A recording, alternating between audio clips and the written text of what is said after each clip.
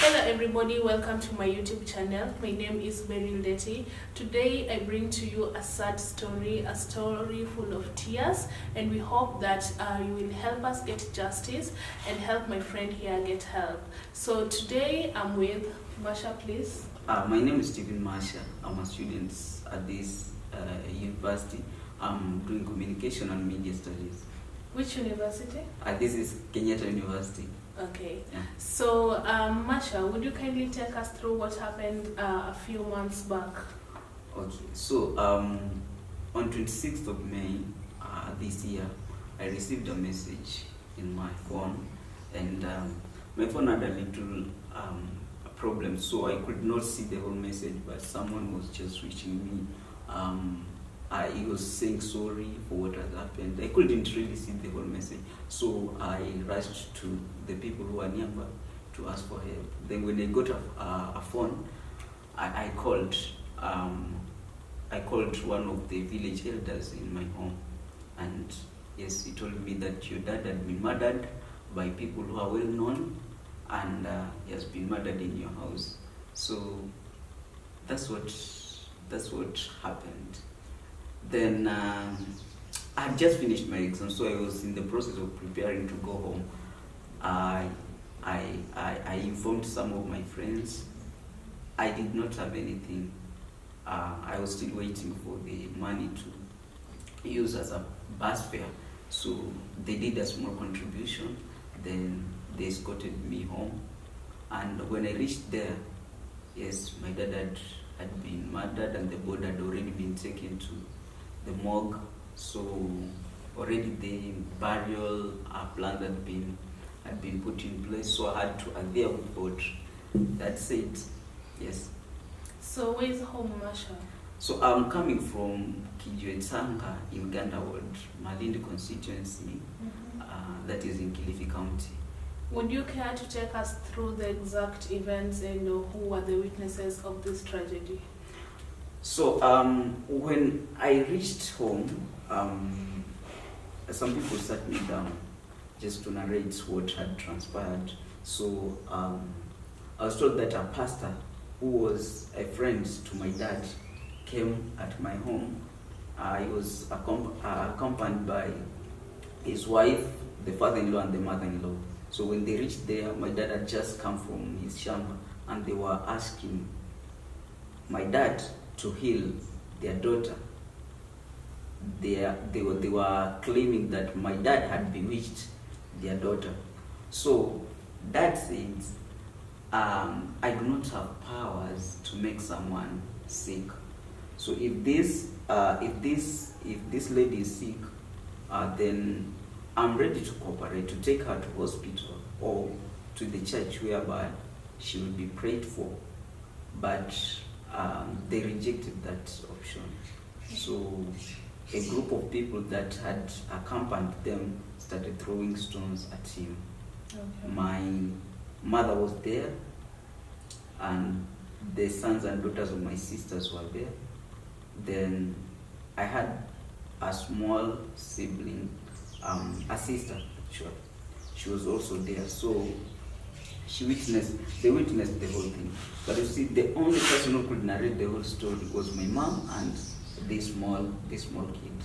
And the small kid, this sister, became the key witness because she was the one helping my dad. Dad moved from your house to go to my brother's house. That is my house now. So she tried her best, but a girl of 11 years old, she couldn't do much to save my dad's life. So that's what happened. Then when they had killed him, of course the body had been was taken to morgue. Then after the burial, now we started pursuing justice. So the killers, or the people who stoned my dad, knew very well that this particular child had knows them. So when this child, when mom sent this child to the local market to buy some some stuff of the house. Now they started threatening. They were not really beating her, but they were just intimidating. You know, Okay. some of them were big drivers, so they could. You see, they they're just blocking the road with their motorcycles. So it was intimidating to her. So when she reported that to me, I had to take her to the authorities. So I took her to the DC. They did a small meeting. Then when they came to me, they told me, now we are not going to give you this child. We are really concerned about security, and we are afraid that when we give you this child, maybe they can come and attack her. And as you know, she's the key witness for this case. So my dad, my sister had to be taken to another school now. Okay. So which class is your sister in right now? My sister is in grade 6. She's actually expected to do an exam this November or December, because she's under CBC. Okay. Now that you're in Nairobi and you're back to school, what are the actions that you put in place to make sure that your sister back at home or your family back at home is safe? So when that incident happened, of course we had reported it to the police station. So it is actually in the hands of the DCI, the Director of Criminal Investigation, Marine Division. Okay. So they normally do what they call patrol in that area. So more often they are there just to see that my mom and the siblings are somehow safe. But that's not enough. I feel like there is need for justice to be done, so that now these people can be held accountable for what they did. Okay. We We still have people who have gray hair there, the old people. Yes. And if actions are not taken, then this rogue youth will just take it. It's a no. That when you see a man or a woman with gray hair and he has a piece of land or some resources, then he or she deserves to die. Okay. So my appeal to the government and to the authorities concerned is actually to take action on the culprits or these people who are involved in this whole situation. I've been in communication with the DCI. Okay. And I don't know what's going on, because before I came to Nairobi, I helped them to arrest some people. The pastor, the wife, and the father-in-law. Okay. But they were later released. When I inquired, the DCI told me now his main role is to investigate the arrest. Okay. Then has to hand over the people to the DPP. Now the DPP is the one who is taking them to the court. Okay. But you see, the 3 people who are not taken to the court. So far, I'm told it's only a young man who was taken to the court and is still in remand. Okay. So we are still in communication with the police to see that even the other people are presented to the court. And why do you think that these other people were released? You see, Beryl, the issue here is the death of my dad involved relatives. Okay. Actually, the lady who was sick is my sister to my dad. So they have been trying to do everything possible to ensure that they do not end in the court, because they know if they end in the court, then they'll be found guilty. and that's what they are trying to do. So I think it's just a matter of interfering with they're delaying justice. Yeah, they're delaying justice. Okay. And that's what pains me, because when someone is arrested and is released, mom calls and has no one to call except me. Yeah. He asked me hard questions, which sometimes I cannot answer because I'm not there. You see, the people who can answer these questions are the DCI and the DPP. Yes. My mom cannot reach them. My mom is uneducated. She cannot even make a call. If there is anything, she has to wait for someone, either her daughter or her son, to come and help her make a call. Okay. So it's so sad to see that people are able to interfere with the justice system. Yeah. So, has your father been accused of witchcraft before? Yes, we've been in 2018. Yeah. Now that is the latest incident before the murder case now. Okay. So in 2018, a cousin of mine attacked my dad on the way, and he was accusing my dad of witchcraft, actual betting. So we had the witness, and he was ready to witness against him. So we went to. He was arrested. He was presented to court. And the judge found him guilty. Okay. And the judgment, I still have the copies of that judgment. Yeah. So I was shocked when this young man was released later, because he was released in circumstances that I cannot really tell.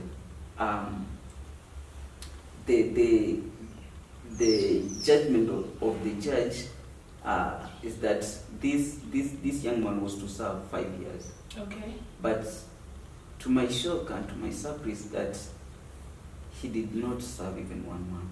But how is that so? Why would somebody be sentenced to 5 years and not even serve even a single day in jail? That I really don't. I really can't tell. Because I think it's because those people they are connected to people who knows who in those justice systems. Because if someone is found guilty, then he has to be sentenced. But that did not happen. Okay. Yeah. So that made people believe that they can do injustice to your family and go without being reprimanded or facing the legal system. Yeah, that is. I think that's what has been happening in our area. Kilifi County has been known for some time. Okay. For these incidences that have been happening. And when action is not taken against the people who are involved, then it means now it becomes a norm that killing people is just okay. So the fact that actions were not taken against that young man, the fact that he was not sentenced even after being found guilty, is what now encourages other youth to do what they're doing. Okay. And this young man, has he worked in the police force before? No. He hasn't? He's just a class 8 leaver. He did not even go to secondary. He's just a young man whom after class 8 went started plumbing. Okay. Yeah, so he's not that. And when you started, you mentioned a pastor, the wife, and the father-in-law who, helped or killed your father. And which church did these people head back at home? You see, sometimes I'm even, I don't know if it's confusion or what. One, I really can't. I don't remember the name of the church because this was a new church. Yeah. The pastor was not from our village. Okay. He had come from other places, and he had just been there for 2 years. Only 2 years. Only 2 years. And how close was your father and this pastor? You see, this is a pastor who is a tailor. Mm-hmm. So I think when he came, that he had a business. He's a tailor. So now my dad sometimes he could take clothes, he takes the clothes to him, and again this my dad had a borehole at home, so he used to do some little bit of irrigation.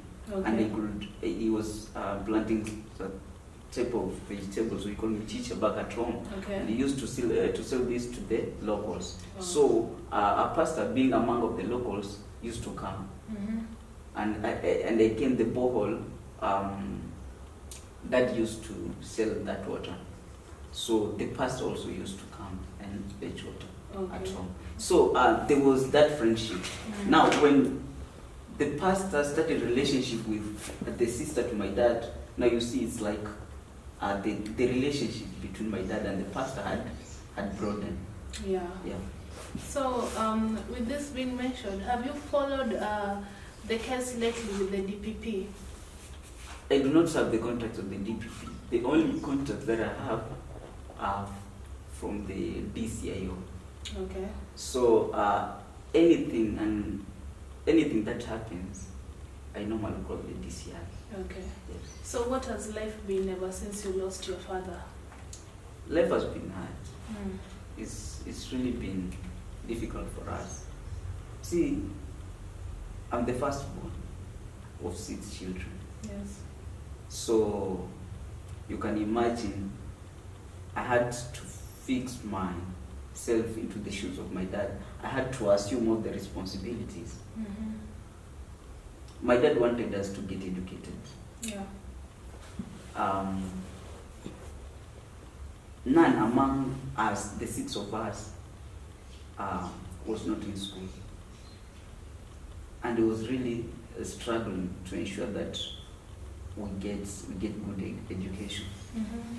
Dad is known in all the offices that could probably offer help in our area. Yes. He's known to the county government offices because he used to go there to seek bursaries. He's known to the CDF offices. He's known to the MCS offices. Okay. So as we were in different schools, you know, he used to go there to seek help. Mm-hmm. So now you can imagine the